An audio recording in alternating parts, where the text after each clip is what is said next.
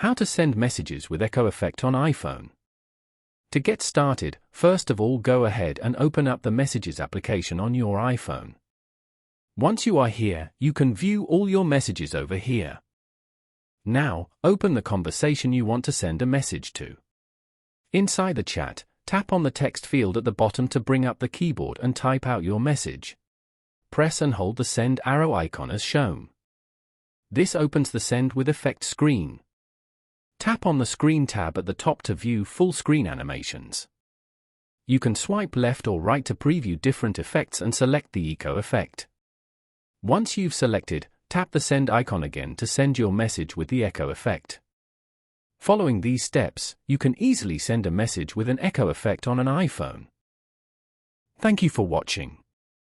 Please leave a like if this tutorial helped you, or leave a comment below if you have any questions related to the video.